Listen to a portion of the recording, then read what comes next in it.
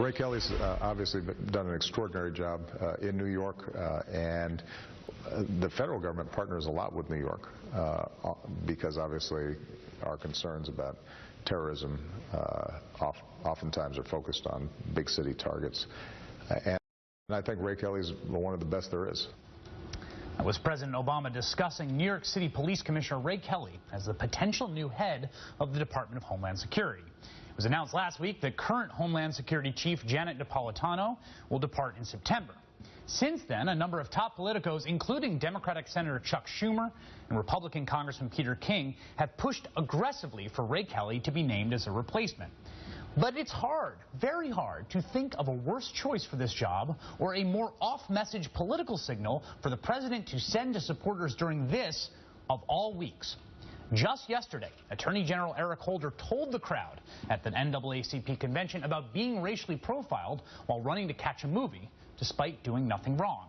And that's quite the contrast with New York City's top cop, who's overseeing the most massive profiling operation in the country. The data of the new NYPD stop and frisk program speaks for itself. Last year, there were nearly 533,000 stops under the program. 9.7% of those stopped were white, more than 90% were non-white, and only 6% of stops resulted in arrests. The program is so problematic that the Department of Justice endorsed an independent monitor to oversee its operations. But that is just the tip of the iceberg.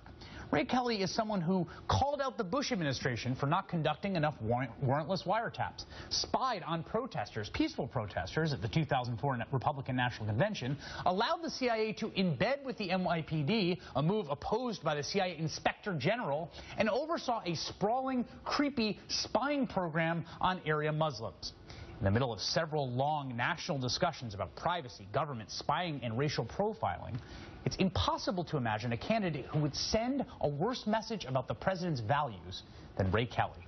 Joining me now is Congressman Hakeem Jeffries, Democrat from New York. As a former New York State Assemblyman, he helped pass a law that prohibits the New York City Police Department from maintaining a database of personal information from people who are stopped and frisked but not charged with a violation or crime. And Congressman, my question is first to you is, do you think Ray Kelly's record in New York City, particularly as it pertains to stop and frisk, makes him a poor choice to head up the DHS?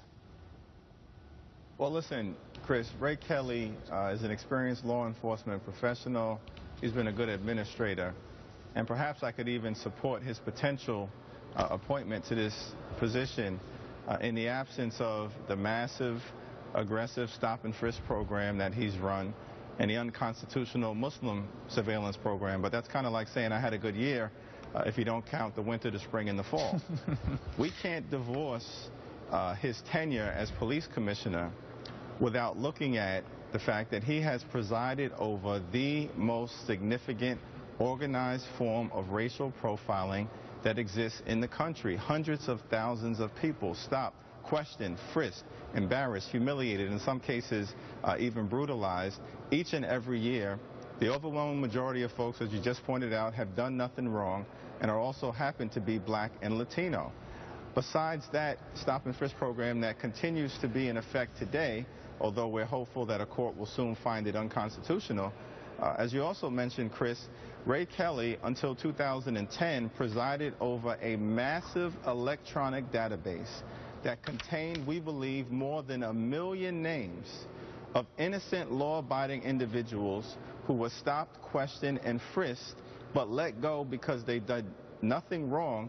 Nonetheless, Ray Kelly decided that it made sense to take their names and their personal information, put it into this massive electronic database, and subject them to the possibility of permanent criminal surveillance and suspicion. Congressman, let me say this. We reached out to Ray Kelly, asked him to come on. We never heard back from them. But his defenders will say, pointing to all this, the record speaks for itself. Crime is down in New York City, and this is amazing. And there hasn't been a terrorist attack in the city since 9/11, and much of that has to do with Ray Kelly's leadership and his brass tacks, hard-nosed approach. What do you say to that?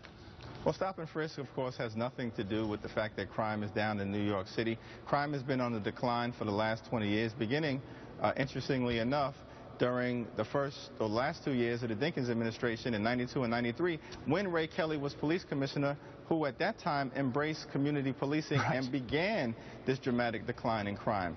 there's a 90% error rate in the stop and frisk program. No corporation in America would tolerate such an error rate. And you can't argue based on the numbers that it has an effect on the decrease in crime in New York City. And so I don't think that there's any factually based argument or any case to make. He should get credit, as the mayor should, for the continued decline in crime.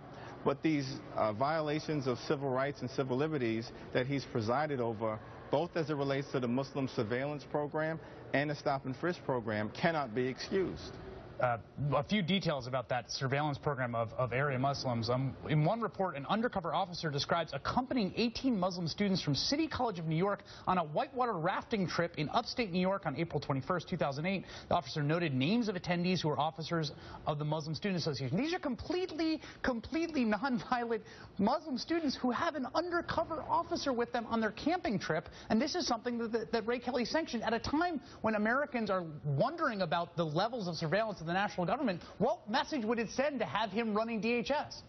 Well, it's precisely the wrong message. In fact, earlier today, at the Judiciary Committee hearing, there was unanimous or at least significant bipartisan support and concern for the notion that we've seen government surveillance overreach at the federal level with respect to this massive collection of phone records on tens of millions of Americans.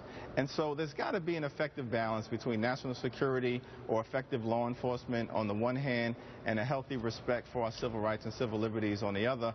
Ray Kelly, during his tenure as police commissioner under Michael Bloomberg, has consistently disrespected that balance, and that's why I think he'd be a poor choice for Secretary